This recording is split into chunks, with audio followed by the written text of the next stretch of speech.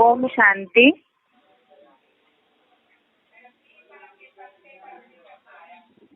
आज का श्लोक है पहले अध्याय का 15 और 16 नंबर श्लोक। फर्स्ट अध्याय श्लोक नंबर 15, 16। ये दोनों श्लोक एक दूसरे से जुड़े हुए हैं, इसीलिए आज दोनों श्लोक एक साथ ही पढ़ेंगे। श्लोक पढ़ रहे हैं एक बार। पांचजन्यम ऋषिकेशो देवदत्तम धनंजय पौंड्रम दद्मो महाशंखम भीमकर्मा रुकोदर अनंत विजयम राजा कुंती पुत्रो युधिष्ठिरः नकुलः सहदेवश्च सुघोष मणिपुष्पको। दोबारा पढ़ रहे श्लोक एक बार। पांचजन्यम ऋषिकेशो देवदत्तम धनंजय पौंड्रम दद्मो महाशंखम भीमकर्मा रुकोदरः अनंत विजयम राजा कुंती पुत्रो युधिष्ठिरः नकुलः सहदेवश्च सुघोष मणिपुष्पको। एक बार इसका संधि विच्छेद देखते हैं। पांचजन्यम ऋषिकेशः देवदत्तम धनंजयः पौंड्रम दद्मो महाशंखम भीमकर्मा रुकोदरः अनंत विजयम राजा कुंती पुत्रः युधिष्ठिरः नकुलः सहदेव च सुघोष मणिपुष्पको। एक बार इसका उच्चारण सुनते हैं।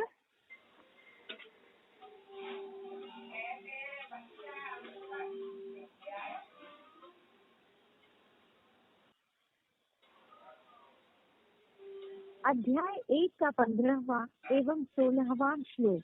पांचजन्यं ऋषिकेशो देवदत्तं धनंजयः पौंड्रं दद्मो महाशंखं भीमकर्मा वृकोदरः अनंत विजयो राजा कुंती पुत्रो युधिष्ठिरः नकुलः सहदेवश्च सुघोष मणिपुष्पको।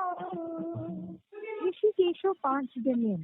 इंद्रियों के स्वामी शिव बाबा ने पांचजन्य भावार्थ धरणी माँ के साथ अन्य गौ रूपा इंद्रियों के स्वामी अमोघ वीर शिव बाबा ने पंचजन अर्थात पंचमुखी ब्रह्मा से पांचजन्य धनंजय देवदत्तम ज्ञान धन जेता अर्जुन ने इंद्र देव प्रदत्त देवदत्त भावार्थ सच्ची गीता ज्ञान धन देता होने से योग बल द्वारा विश्व विजेता अर्जुन ने इंद्र देव प्रदत्त देवदत्त नामक भीम कर्मा वृकोदरा भयंकर कर्म करने वाले भेड़िया समान पेट वाले भीम ने भावार्थ सैकड़ों धुरंधर कौरवों कीचकों राक्षसों के अकेले हत्यारे भयंकर कर्म करने वाले सर्वभक्षी खदूस भेड़िया समान पेट वाले भीम ने पौंड्रम महाशंखम पौंड्र नामक महाशंख भावार्थ संसार रूपी जंगल में महाविनाशकारी व्याघ्र की दहाड़ में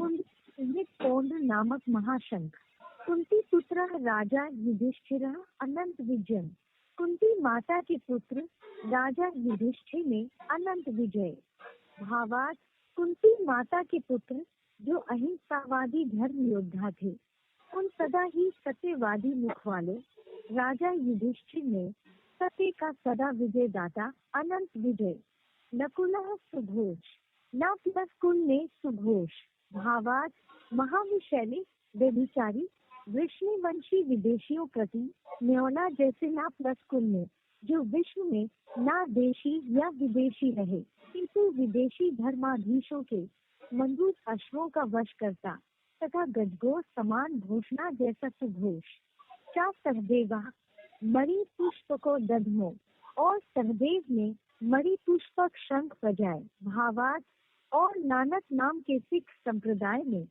सदा देवात्माओं के सहयोगी ह्यूमन गौशाला रक्षक सहदेव ने ज्योतिर्मय आत्मा रूपी मणि जैसी गुरुद्वारी वाणी बोलने वाला मुख रूपी मणि पुष्पक शंख बजाए ऋषिकेशो पांचजन्य धनंजय देवदत्तम भीमकर्मा विकोद्रा पौंड्रम महाशंखम कुंती पुत्र राजा युधिष्ठिरा अनंत विजयम नकुला सुघोष सहदेवा मणि पुष्प को दधमो धरणी माँ के साथ अन्य गौ रूपा इंद्रियों के स्वामी अमोघ वीर शिव बाबा ने पंचजन अर्थात पंचमुखी ब्रह्मा से पांचजन्य सच्ची गीता ज्ञान धन देता होने से योग बल द्वारा विश्व विजेता अर्जुन ने इंद्रदेव प्रदत्त देव दत्त नामक सैकड़ों धुरंधर कौरवों कीच को राक्षसों के अकेले हत्यारे भयंकर कर्म करने वाले सर्वभक्षी खदूस भेड़िया समान पेट वाले भीम ने संसार रूपी जंगल में महाविनाशकारी व्याघ्र की दहाड़ में कुंदरी चिन्हित पौंड्र नामक महाशंख कुंती माता के पुत्र जो अहिंसावादी धर्म योद्धा थे उन सदा ही सत्यवादी मुख वाले राजा युधिष्ठिर ने सत्य का सदा विजय दाता अनंत विजय महाविशैली व्यभिचारी वृष्णिवंशी विदेशियों प्रति न्योला जैसे ना प्लस कुल ने जो विश्व में ना देशी या विदेशी रहे किंतु विदेशी धर्माधीशों के मंदूक अश्वों का वश करता तथा गजगो समान और नानक नाम सिख संप्रदाय में सदा देवात्माओं के सहयोगी ह्यूमन गौशाला रक्षक सहदेव ने ज्योतिर्मय आत्मा रूपी मणि जैसी गुरुद्वारी वाणी बोलने वाला मुख रूपी मणिपुष्पक शंख बजाए।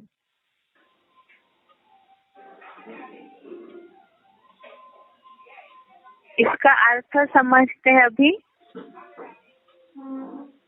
जैसे अभी जो लेटेस्ट में 2-3 दिन से श्लोक पढ़ रहे हैं उसमें पहले तो पितामह भीष्म ने शंख बजाया है, उसके बाद अगला श्लोक हमने देखा था 13 नंबर का जिसमें मीडिया वगैरह के द्वारा जैसे ढोल नगाड़ों की अलग अलग आवाजें आने लगी।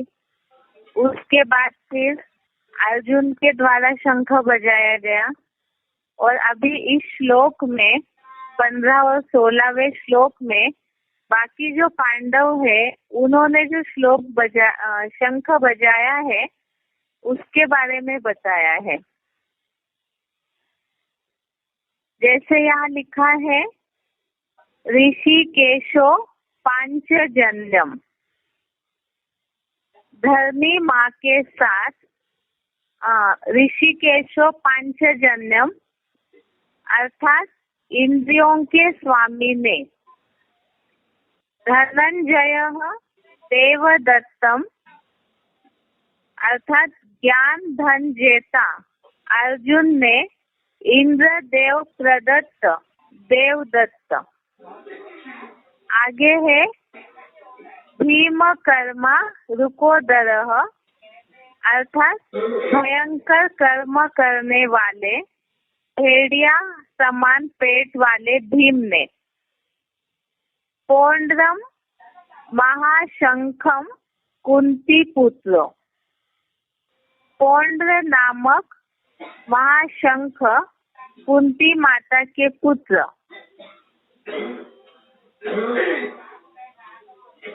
आगे है राजा युधिष्ठिर अनंत विजयम राजा युधिष्ठिर ने अनंत विजय।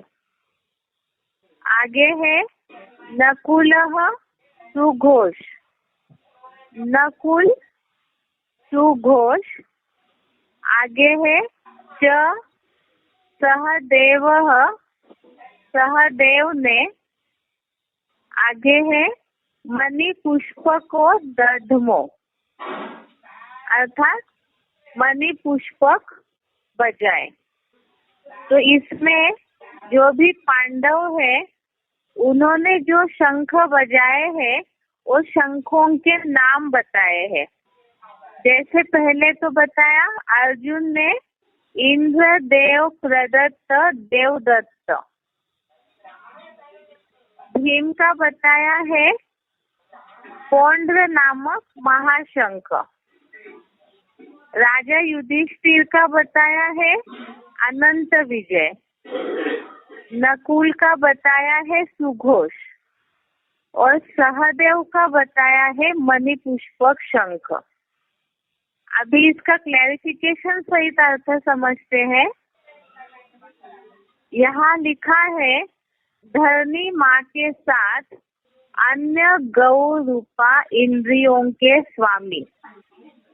तो ऋषिकेशो पांचजन्य, ऋषिकेश जो है हमने शब्दार्थ में इस बात को समझा था कि भगवान के जो अलग अलग नाम है इसमें से यहाँ ऋषिकेशो ये नाम एक लिखा हुआ है। यहाँ लिखा है धरनी माँ के साथ अन्य गौ रूपा इंद्रियों के स्वामी। तो ऋषिकेश का अर्थ बताया है। आगे अमोघ वीर्य शिव बाबा ने पंचजन, पंचमुखी ब्रह्मा से पांचजन्य। यहाँ ऋषिकेश अर्थात भक्ति मार्ग की गीता में तो श्री कृष्ण के लिए बताते हैं, वास्तव में यहाँ लिखा हुआ है अमोघ वीर्य शिव बाबा ने पंचजन अर्थात पंचमुखी ब्रह्मा से पांचजन्य, अर्थात जो साकार निराकार का मेल शिव बाबा है उनके द्वारा पांचजन्य। आगे लिखा है सच्ची गीता ज्ञान धन जेता होने से योग बल द्वारा विश्व विजेता अर्जुन। तो यह अर्जुन के नाम के अर्थ का क्लैरिफिकेशन लिखा है। सच्ची गीता ज्ञान धन जेता होने से योग बल द्वारा विश्व विजेता अर्जुन जो है उसका अर्थ अभी तक हमने एडवांस कोर्स या मुरलियों के आधार से समझा है कि ज्ञान अर्जन करने वाला ही अर्जुन है। दूसरा भी अर्थ बताते हैं सद्भाग्य का अर्जन करने वाला, लेकिन यहाँ जो भावार्थ लिखा है ज्ञान अर्जन करने वाला अर्जुन, तो वो क्या ज्ञान अर्जन किया वही लिखा हुआ है सच्ची गीता ज्ञान धन जेता, अर्थात जो शिव बाबा आकर के सच्ची गीता का एडवांस नॉलेज बता रहे हैं, तो उस ज्ञान धन जेता होने से अर्थात उस ज्ञान धन को जीतने से या अपना बनाने से योग बल द्वारा विश्व विजेता अर्जुन ने इंद्र देव प्रदत्त देवदत्त नामक, अर्थात अर्जुन ने इंद्र देव के द्वारा दिया हुआ देवदत्त नाम का शंख बजाया। आगे भीम का लिखा हुआ है सैकड़ों धुरंधर कौरवों कीचकों राक्षसों के अकेले हत्यारे, भयंकर कर्म करने वाले सर्वभक्षी खदूस भेड़िया समान पेट वाले भीम ने। तो यहाँ जिस अर्थ से लिखा है भीम के लिए तो बताते हैं कि वो बहुत सारा परिवार वाले एक तरफ का खाना खाते थे और भीम उतने हिस्से का खाना अकेला खाता था।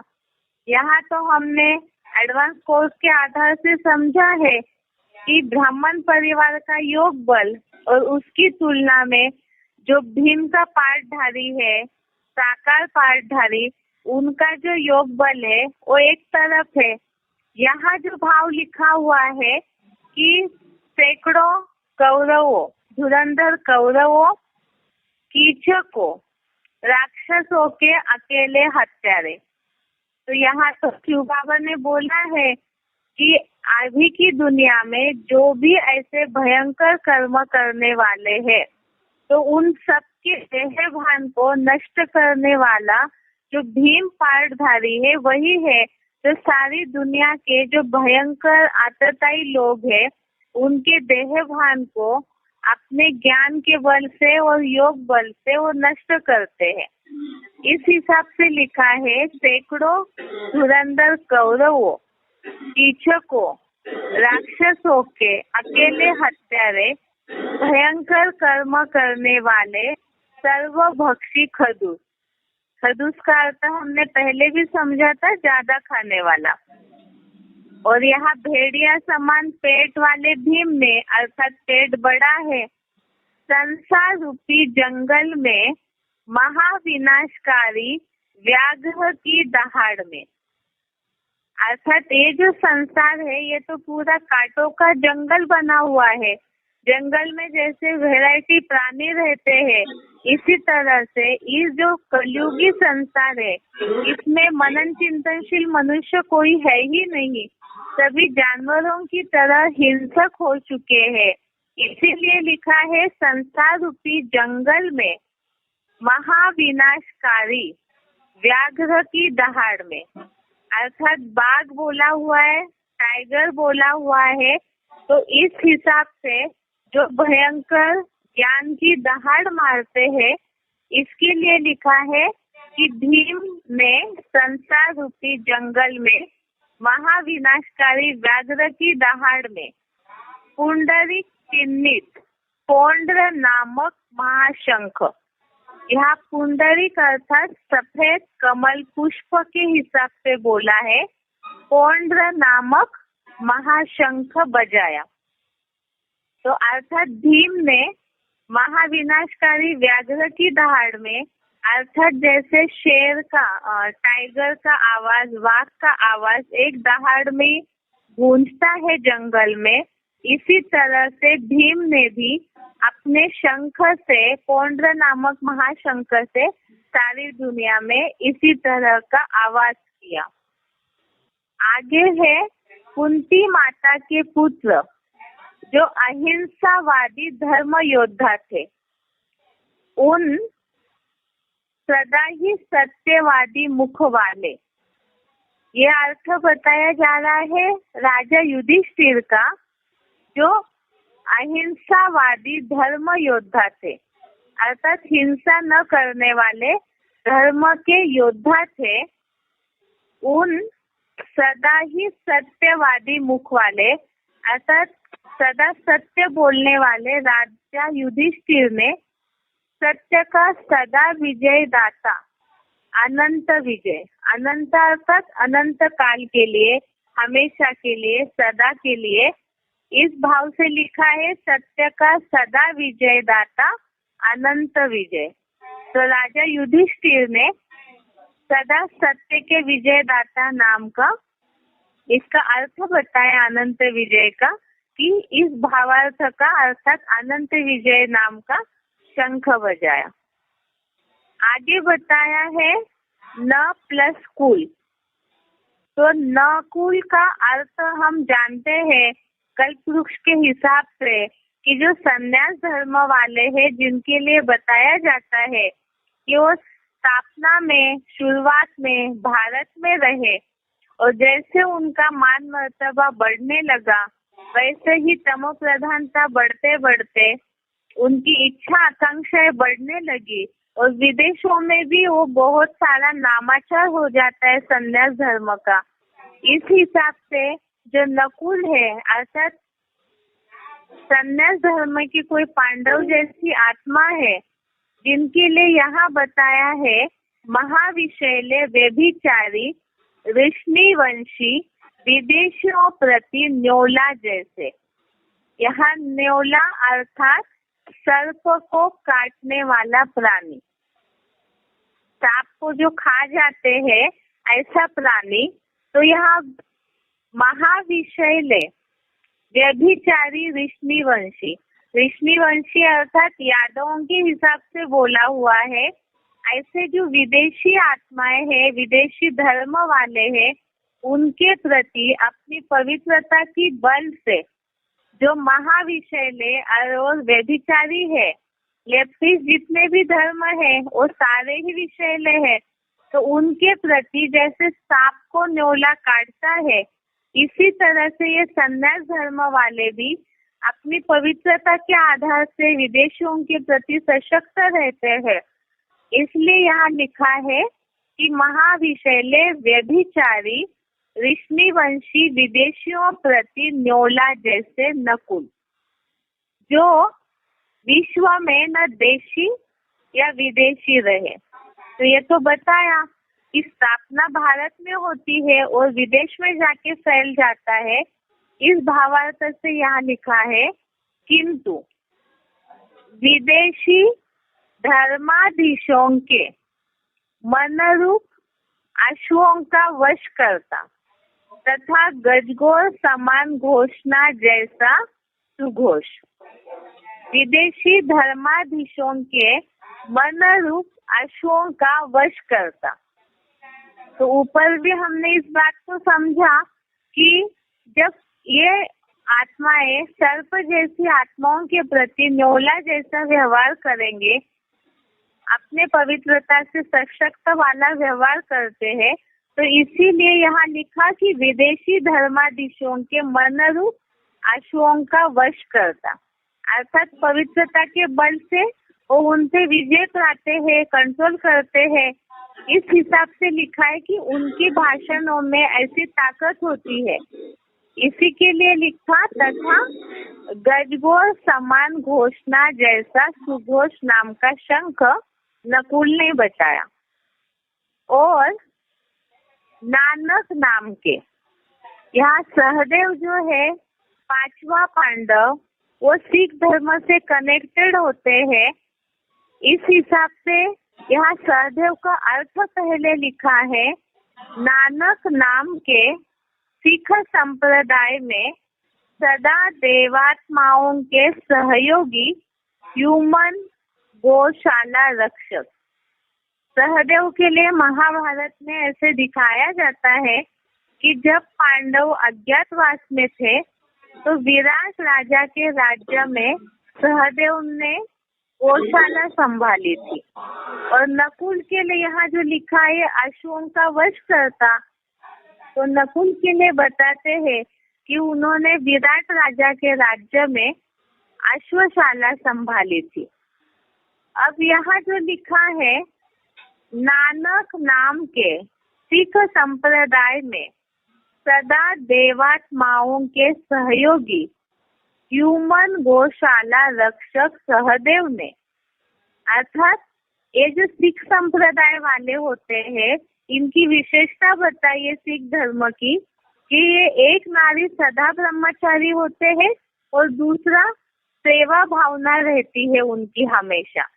इस हिसाब से देवता धर्म का सहयोगी कलयुगांत में भी देवता धर्म के सहयोग से यहाँ लिखा हुआ है सिख धर्म के लिए नानक नाम के सिख संप्रदाय में सदा देवात्माओं के सहयोगी ह्यूमन गौशाला रक्षक। ह्यूमन माना मानवीय, गौशाला रक्षक। तो यहाँ शिव बाबा भी मुरलियों में बताते हैं कि जहाँ भी गौशाला की बात आई है तो वहाँ पे कोई जड़ गाय, जो प्राणी या जानवर गाय है, उनके संभालने की बात नहीं है। ह्यूमन गौशाला अर्थात जो कन्याओं माताओं की गौशाला है, इस हिसाब से यहाँ लिखा है ह्यूमन गौशाला रक्षक सहदेव ने ज्योतिर्मय आत्मा रूपी मणि जैसी गुरुद्वारी वाणी बोलने वाला मुख रूपी मणि पुष्पक शंख बजाया। तो यहाँ सिख धर्म वाले जो है उनके गुरुद्वारे में हमेशा ही वाणी चलते रहती है लगातार। इस हिसाब से यहाँ लिखा कि ज्योतिर्मय आत्मा रूपी मणि, तो आत्मा के लिए लिखा हुआ है या ज्योतिर्मय आत्मा रूपी मणि जैसी गुरुद्वारी वाणी बोलने वाला मुख रूपी मणि पुष्पक शंख बजाया। तो ये सहदेव के शंख का नाम हुआ मणि पुष्पक। अब एक बार दोबारा इस अर्थ को पढ़ते हैं। धरनी माँ के साथ अन्य गौरूपा इंद्रियों के स्वामी अमोघ वीर्य शिव बाबा ने पंचजन अर्थात पंचमुखी ब्रह्मा से पांचजन्य, यहाँ ऋषिकेश अर्थात यहाँ अर्थ लिखा हुआ है अमोघ वीर्य शिव बाबा ने। भक्ति मार्ग की गीता वाले तो ऋषिकेश कृष्ण को समझते हैं, लेकिन यहाँ हम ज्ञान के आधार से समझ रहे हैं कृष्ण अर्थात आकर्षित करने वाला। तो यहाँ ज्ञान के आधार से आकर्षित करने वाला तो शिव बाबा का साकार पाठधारी है, जिनके लिए लिखा है अमोघ वीर्य शिव बाबा ने। धरनी माँ के साथ अन्य गौरूपा अर्थात गौ जैसी जिनको संभालते हैं, ऐसे इंद्रियों के स्वामी अमोघ वीर्य शिव बाबा ने पंचमुखी ब्रह्मा से निर्मित अर्थात पांचजन्य नाम का शंख बजाया।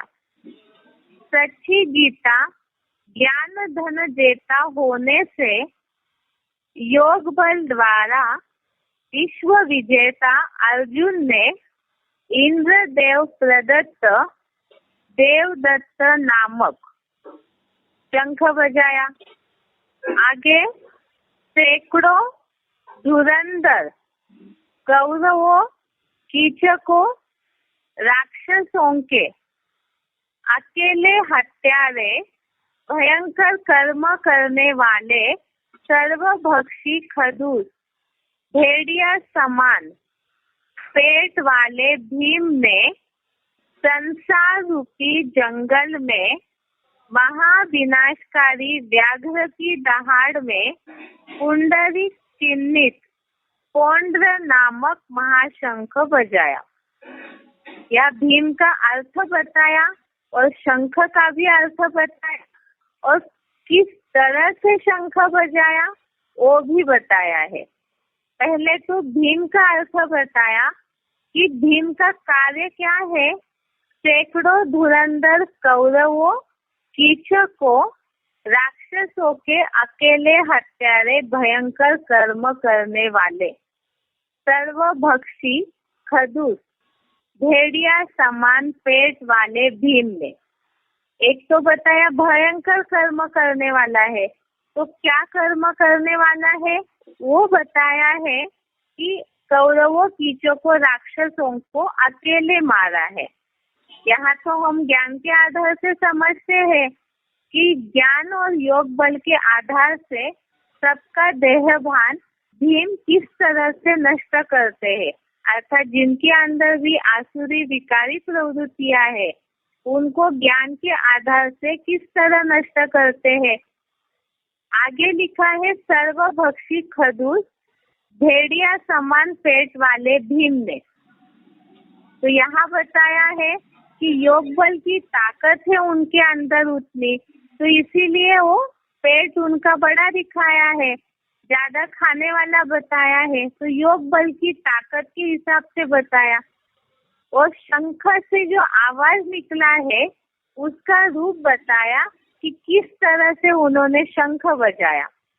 संसार रूपी जंगल में महाविनाशकारी व्याघ्र की दहाड़ में, तो बताया कि बाघ जैसे या टाइगर जैसे, जैसे जंगल में अगर बाघ दहाड़ मारता है तो बहुत भयंकर आवाज होती है, तो इसी तरह से इस कलयुगी संसार को विनाश कराने जैसी वाणी बोलने वाला शंख बजाया और उस शंख का नाम बताया है पुंडरीक चिन्हित पौंड्र नामक महाशंख।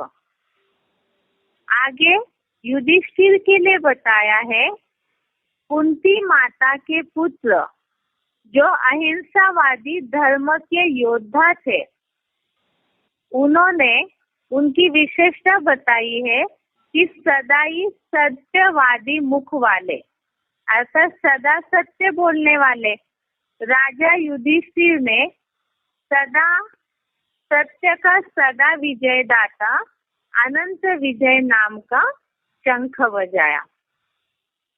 महाविषैले व्यभिचारी ऋषि वंशी विदेशियों प्रति न्योला जैसे नकुल, जो विश्व में न देशी या विदेशी रहे, किंतु विदेशी धर्माधीशों के मन रूप अश्वों का वश करता तथा गजगोर समान घोषणा जैसा सुघोष नाम का शंख बजाया। तो नकुल की विशेषता बताई कि जो विदेशी विधर्मी आत्माएं हैं, जो धर्म वाले हैं, तो उनके प्रति वो सारे ही विकारी है, लेफ्टिस्ट धर्म वाले व्यभिचारी है, और विष्णु वंशी अर्थात यादव बताया है। तो ऐसी जो विदेशी विधर्मी है उनके प्रति जैसे सर्प को न्योला काटता है, इसी तरह से अपने पवित्रता के बल से उन्होंने ऐसे विदेशी धर्माधीशों के मन रूप अश्वों का वश करता, अर्थात उनको कंट्रोल करने की ताकत प्यूरिटी के आधार से नकुल में है। तो ऐसे विदेशी आत्माओं के मन को वश करने जैसा गजगोर समान माना बड़े आवाज वाला सुघोष नाम का शंख बजाया। और नानक नाम के सिख संप्रदाय में सदा देवात्माओं के सहयोगी ह्यूमन गौशाला रक्षक, अर्थात सहदेव जो है वो पांडव सिख संप्रदाय से कनेक्टेड है, और सिख संप्रदाय के लिए, सिख धर्म के लिए बताया जाता है कि कलयुगांत में भी प्रवृत्ति मार्ग का दूसरे नंबर का धर्म होने के कारण वो देवता धर्म के सदा सहयोगी बताए जाते हैं। इस हिसाब से बताया, ऐसी सहयोगी सहदेव ने ज्योतिर्मय आत्मा रूपी, अर्थात आत्मा जो है वो ज्योतिर्मय होती है, तो ऐसे आत्मा रूपी मणि जैसे गुरुद्वारे में सदैव वाणी चलते रहती है, तो इसी तरह से सदैव अपना ज्ञान बोलने वाला मणि पुष्पक नाम का शंख बजाया। अभी तक हमने जो भी 2-3 श्लोक पढ़े शंख बजने वाले, जैसे भीष्म पितामह ने सबसे पहले शंख बजाया, तो उनका तो अज्ञानता वाला शंख था, और पांडवों ने जहाँ अपना अर्जुन ने ईश्वरीय वाणी बोलने वाला शंख बजाया। फिर बताया ऋषिकेश ने अर्थात पंचमुखी ब्रह्मा से पांचजन्य नाम का शंख बजा। ऐसे अर्जुन का देवदत्त, भीम का पौंड्र नामक महाशंख, राजा युधिष्ठिर का अनंत विजय नाम का शंख, नकुल का सुघोष नाम का शंख, और सहदेव का मणि पुष्पक शंख बजा। तो ये शंख माना क्या है?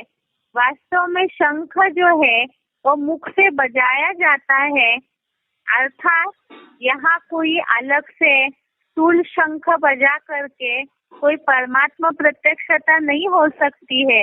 ये मुख ही वास्तव में शंख है, और इसी के द्वारा जो ज्ञान समझाया जाता है, उसी हिसाब से यहाँ शंख बजाने की बात गीता में आई हुई है, जिसके लिए बाबा ने कुछ VCDs में शंख बजाने का अर्थ बताया है। उसे एक बार बता रहे हैं। जैसे वार्तालाप 787, वार्तालाप डिस्कशन नंबर है 787। इसमें बताया है बाबा ने, यह मुंह में से जो आवाज निकलती है यह शंख नहीं है क्या? यह शंख बज रहा है। अब ज्ञान का शंखनाद हो रहा है, यह होता है। ज्ञान का शंखनाद जब होता है तब ही लड़ाई शुरू होती है। तो यहाँ जैसे बताया कि युद्ध की शुरुआत में शंख बजाया गया है, तो जैसे ही ज्ञान का शंख बजाया जाएगा वैसे ही महाभारी महाभारत युद्ध की शुरुआत हो जाती है। और भी एक VCD में बताया है, VCD नंबर है 1542, VCD नंबर है 1542। इसमें बाबा ने शंख के लिए और भी बात बताई है। शंख नहीं बजावेंगे तो समझेंगे समझावेंगे कैसे? जो समझेंगे उनकी बुद्धि में ही चक्र फिरता रहेगा, अर्थात मुंह से जब ज्ञान समझाएंगे तब ही बुद्धि में सुदर्शन चक्र फिरता रहेगा। आगे बताया है, हाँ चुप भी रहना है। हम पिछाड़ी में चुप भी रहते हैं बाबा की याद में। पिछाड़ी में चुप क्यों रहते हैं? महाभारी महाभारत युद्ध में महारथियों ने शंख बजाए। अभी भी बड़े बड़े महारथी क्या कर रहे हैं? जितना शंख बजाते जाते हैं उतना ही महाभारत का फील्ड तैयार होता जाता है। जब समझने वाला कोई नहीं रहेगा आगे तो चुप हो जाएंगे। खूनी नाहक खेल चलता है, उस समय शंख ध्वनि की दरकार नहीं है। शास्त्रों में दिखाया है, महाभारी महाभारत लड़ाई के पहले महारथियों ने शंख बजाए और शंख बजाने का रिजल्ट सुदर्शन चक्र घूमता है। तो सुदर्शन चक्र घूमता है तो बहुतों के गले कटते हैं, देह अभिमान कटता है और सुदर्शन चक्र फिरते फिरते तुम देवता बन जाएंगे। बाप समझाते हैं, बिना शंख बजाए बिना चक्र घुमाए देवता बनेंगे। शंख भी बजाना पड़े और शंख के आधार पर चक्र फिरेगा तो देह अभिमान चूर चूर होगा और देवता बनेंगे। तो इसका भावार्थ यही है, बाबा यही बताना चाहते हैं कि जो जैसे जैसे ज्ञान का शंख बजाएंगे अर्थात ज्ञान समझाते जाएंगे उतना ही महाभारी महाभारत लड़ाई जो है वो चालू हो जाएगी। आगे और एक वार्तालाप में बताया है, वार्तालाप नंबर है 1231, डिस्कशन नंबर 1231। इसमें बताया है पांचजन्य शंख का अर्थ। जिसमें प्रवेश करते हैं वो पांडवों का बाप है, उसका मुख ही पांचजन्य शंख है। शंख में से आवाज निकलती है ना, अब उसमें से अर्थात हवा बाहर न निकले तो आवाज भी नहीं आएगी। तो ये जो 5 ब्रह्मा है, ये 5 ब्रह्मा का वास्तव में मुखिया है साकार। तो उनके लिए बताया है कि वही वास्तव में पांचजन्य शंख है। यहाँ भी अर्थ में ये बात आई है कि पंचजन अर्थात पंचमुखी ब्रह्मा, उनके द्वारा पांचजन्य शंख बजाया है। तो इस आधार से जैसे जैसे ज्ञान का शंख बजता जाएगा तो वैसे वैसे ही महाभारी महाभारत युद्ध की शुरुआत होती जाएगी।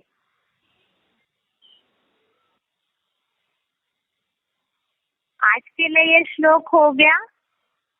अभी आगे बेसिक कोर्स का कल का जो हमारा टॉपिक चल रहा था उसको पढ़ते हैं। कल हमने आत्मा की जो शक्तियां हैं, मन, बुद्धि और संस्कार, उसका टॉपिक चालू किया है।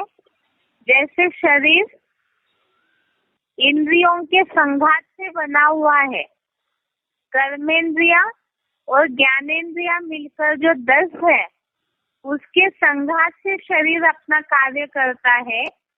इसी तरह से आत्मा भी मन, बुद्धि और संस्कार के संघात से कार्य करती है। इसके लिए बताया कि मन क्या है।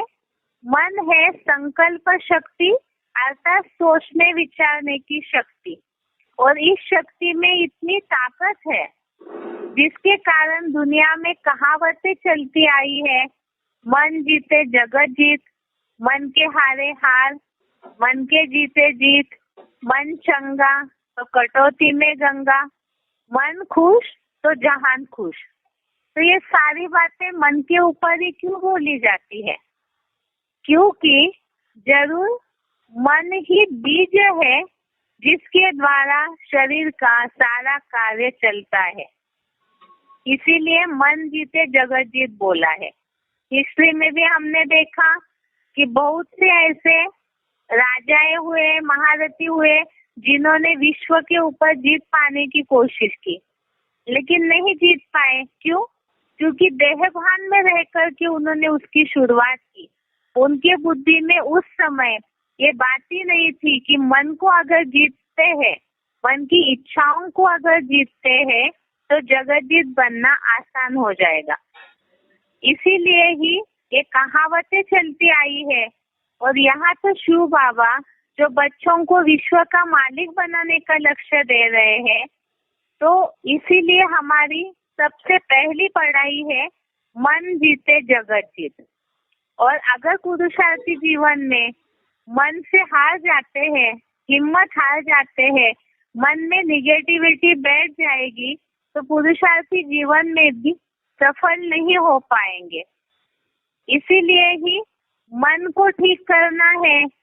और दुनिया में भी आज पुरुषार्थी जीवन में भी ये जरूरी है। और दुनिया के हिसाब से भी आज हम देखते हैं कि इस कलयुगांत में सबसे ज्यादा लोग दुखी है। क्यों दुखी है? क्योंकि सबका मन ही बीमार पड़ा है। इसीलिए आज डिप्रेशन पेशेंट बढ़ते जा रहे हैं, मेंटल पेशेंट्स बढ़ते जा रहे हैं, और उसके अलावा शरीर की बीमारियां भी बढ़ रही है। साइंस की सुविधाएं बढ़ रही है, अस्पताल बढ़ रहे हैं, ढेर सारी पैथी बढ़ रही है, तो भी वैरायटी प्रकार की इतने इंतजाम होने पर भी आज लोग जिस तरह से खुश होने चाहिए वैसे दिल से कोई भी खुश नहीं है। क्योंकि दुनिया वालों के बुद्धि में ये बात नहीं है कि धन बल, जन बल या शारीरिक बल वास्तव में कोई काम का नहीं है। मनोबल ही सबसे शक्तिशाली है। और उस मनोबल को बढ़ाने के लिए क्या करना जरूरी है? उसके लिए जरूरी है मन की एकाग्रता। अगर मन भटकता रहेगा तो मन की जो शक्ति है वो कम हो जाती है, मन कमजोर होता जाएगा। इसीलिए ही मन की एकाग्रता जरूरी है। और ये मन तो बहुत चंचल है। जैसे मन के चित्र में दिखाया जाता है कि मन में सागर की तरह लगातार लहरें आती है। और ये तो सब मनुष्य मात्र जानते हैं कि मन में विचारों की धारा सतत चलते रहती है। जब तक इस विचार की धारा को कंट्रोल न किया जाए, इस शक्ति को समझ करके एकाग्र न किया जाए, तब तक सफल होना मुश्किल है। इसी के लिए ही कल हमने गीता के कुछ श्लोक पढ़े थे। जैसे पढ़ा था कि दूसरे अध्याय का 60वां श्लोक, अध्याय 2 श्लोक नंबर 60, इसमें हमने देखा था कि इंद्रिया किस तरह से मन को अपनी तरफ खींच लेती है। और जब वो बलपूर्वक मन को खींच लेती है तो मन की एकाग्रता भटक जाती है और उसे लगाम लाना, कंट्रोल में करना मुश्किल हो जाता है। जिसके लिए लिखा है कि प्रयत्न करते हुए भी इस बुद्धिमान पुरुष की अच्छे से अच्छे मत डालने वाली इंद्रिया मन को बलपूर्वक खींच लेती है। दुनिया में बहुतों के बुद्धि में ऐसे रहता है कि ऐसे कुछ नहीं है, ये तो हम आसानी से कर सकते हैं। लेकिन गीता में ही अर्जुन को बताया है कि वास्तव में इंद्रियों की चंचलता जो है वो मन को खींच लेती है। जिसके लिए बताया है कि अगले श्लोक में दूसरे अध्याय का 58वां श्लोक, अध्याय 2 श्लोक नंबर 58, इसमें बताया है कि कछुए के अंगों की तरह विषय भोगों को, जैसे मन जो है वो अपने संकल्पों के साथ इंद्रियों को और इंद्रियों के रूप रस गंध आदि विषय भोगों को सब ओर से निरंतर संपूर्ण खींच लेता है। तो कछुए के अंगों की तरह ही जब हम समेटने की क्षमता रखेंगे तभी ही योगी की बुद्धि दृढ़ता से आत्मस्थिर हो जाती है। इसी तरह से हमने ये भी देखा कि ये जो मन है वो जब तक दूसरे अध्याय का 61वां श्लोक, दूसरे अध्याय का 61 नंबर का श्लोक, इसमें बताया है कि इंद्रियों को पूरा वश करके मेरे आश्रित हुआ, मुझ शिव में ही मन लगा। अर्थात मन बुद्धि की स्थिरता का उपाय बताया है कि सारे इंद्रियों को वश में करके मेरे आश्रित हुआ, मुझ शिव में ही मन लगा, क्योंकि जिस मन बुद्धि वाली ज्योति बिंदु आत्मा की इंद्रिया वश में है उसकी बुद्धि जन्म जन्म चंचल बने मन की अस्थिरता से हटकर दृढ़ता पूर्वक स्थिर रहती है। इसके लिए ही आगे बताया है कि इन इंद्रियों को नियंत्रित करें। अब इंद्रियों को नियंत्रित कैसे करें? क्योंकि हमने इस बात को कल समझा है कि वास्तव में इस शरीर के द्वारा प्रकृति से बंधने के कारण कुछ ऐसे कर्म है जो अनिवार्य है और उन्हें कंपलसरी करना ही होता है, जिसके लिए कल हमने श्लोक समझा था, तीसरे अध्याय का 5वें नंबर का श्लोक, अध्याय 3 श्लोक नंबर 5। इसमें बताया है कि निसंदेह कोई भी व्यक्ति क्षण भर भी मल मूत्र त्याग आदि अनिवार्य कर्म किए बिना नहीं रह पाता है, क्योंकि प्रकृतिकृत सर्वकालीन सत्रस्तम में से कोई भी प्रधान गुणों के साथ ही इंद्रियों से बर्बरती कर्म करने पड़ते हैं। अर्थात कुछ ऐसे काम है जो इस शरीर के द्वारा करने ही पड़ते हैं।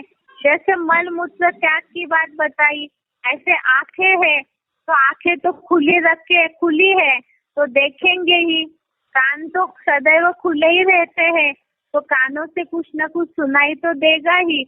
और जब ऐसे कर्म होते हैं तो फिर इन इंद्रियों को वश में कैसे करें?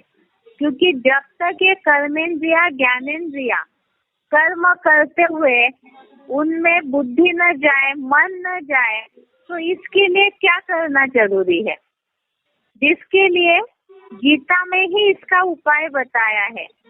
अब हठ पूर्वक इंद्रियों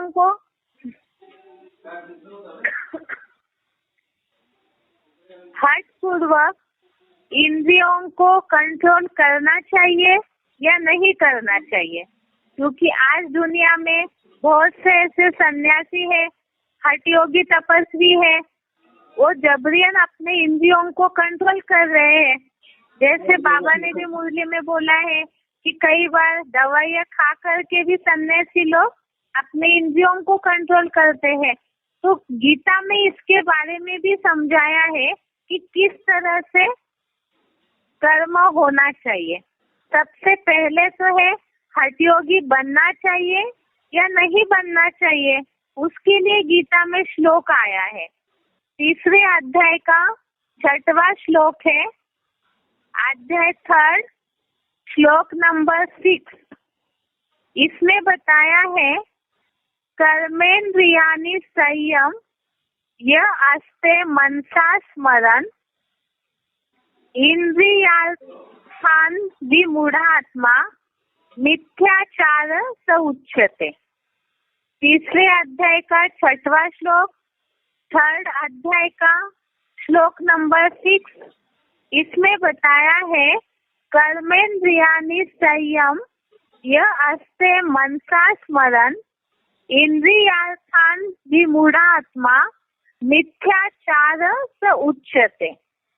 अर्थात जो महामूर्ख पुरुष अनेक जन्मों से ही प्रबल बनी कर्मेंद्रियों को जबरियन रोक कर हर प्रकार की इंद्रिय सहयोग बिना इंद्रिय के भोगों को मन से याद करता हुआ देह निर्वाह का धंधा छोड़ निष्क्रिय हुआ बैठता है, वह मिथ्याचारी कहा जाता है। मिथ्या माना झूठ, तो मिथ्याचारी अर्थात झूठ आचरण करने वाला। यहाँ लिखा है जो महामूर्ख पुरुष अनेक जन्मों से ही प्रबल बनी कर्मेंद्रियों को, मनुष्य जो है सतयुग त्रेता युग में तो कर्म अकर्म हो जाते हैं क्योंकि आत्मिक स्थिति है, लेकिन द्वापर कलयुग से जब से देहभान आया है तब से ही कर्मेंद्रियों के कर्म करते करते देहभान बढ़ा हुआ है, तो इंद्रिया जो है वो प्रबल बन चुकी है, अर्थात तो अपने विषय भोगों की तरफ तो जबरियन खींचने की कोशिश करेगी।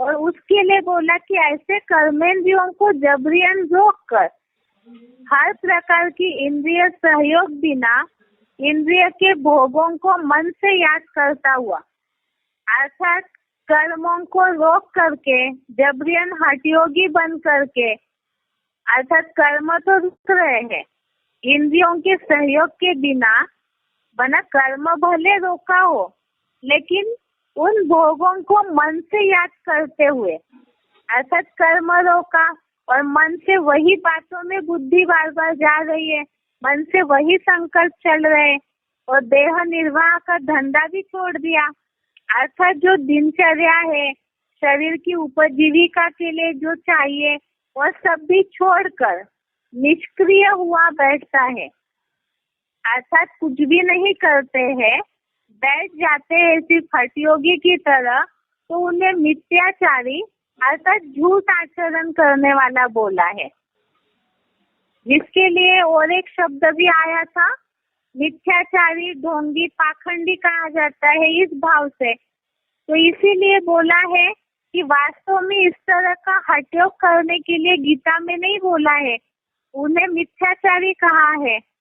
जिसके लिए कैसे कर्म होने चाहिए, सहज राजयोगी को कैसे कर्म करने चाहिए, उसके लिए ही गीता में ही श्लोक आया हुआ है।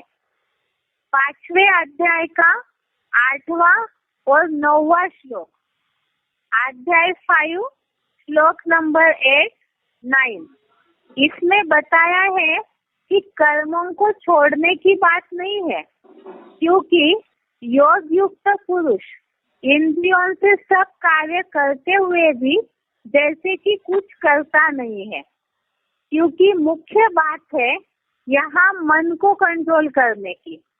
मन से कर्म करते हुए भी विषय भोगों का सेवन न करे, अर्थात मन कोई भी कर्म में न डूबे।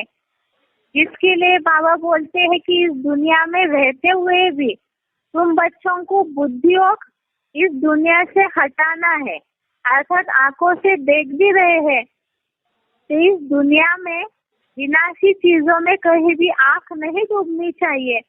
इसी भावार्थ से ये 5वें अध्याय का 8वां और 9वां श्लोक है, जिसमें श्लोक बता रहे हैं एक बार, नैव किंचित करोमीति युक्तो मन्ये तत्ववित् पश्यन् शृण्वन् स्पृशन् जिघ्रन् अश्नन् गच्छन् स्वपन् श्वसन् प्रलपन्वी सृजन् ग्रहन् उन्निशन्नि निशन्नपि इंद्रियाणि इंद्रियार्थेषु वर्तन्त इति धारयन्। अर्थात शिव बाबा की याद मग्न 23 तत्वों के जानकार प्रकृतिकृत कर्म और कर्ण आदि ज्ञान इंद्रियों के स्वाभाविक भोगों में लगी हुई है, ऐसा निश्चय धारण करते हुए देखते, सुनते, छूते, सूंघते, खाते, जाते, सोते, श्वास लेते, बोलते, मल मूत्र त्यागते, कुछ लेते हुए आंखें खोलते और बंद करते भी कुछ भी नहीं करता, ऐसे मानता है, ऐसा आत्म ज्योति में स्थिर योगी करता है। इस तरह से ये इस श्लोक का अर्थ हो गया। इस अर्थ को हम कल समझेंगे, लेकिन कल के लिए आप सभी के लिए एक होमवर्क है, जिसमें यहाँ लिखा हुआ है शुरुआत में शिव बाबा की याद मग्न 23 तत्वों का जानकार। तो ये जो 23 तत्व है, 23 तत्व कौन से है, इसके बारे में गीता में ही श्लोक के अर्थ में बताया है शिव बाबा ने। तो ये 23 तत्वों को आपको ढूंढना है। शुरू के 10 अध्याय में से ही कोई एक अध्याय में 23 तत्व मिलेंगे। आप इसे कल ढूंढ के रखिए। आज के लिए इतना ही। ओम शांति।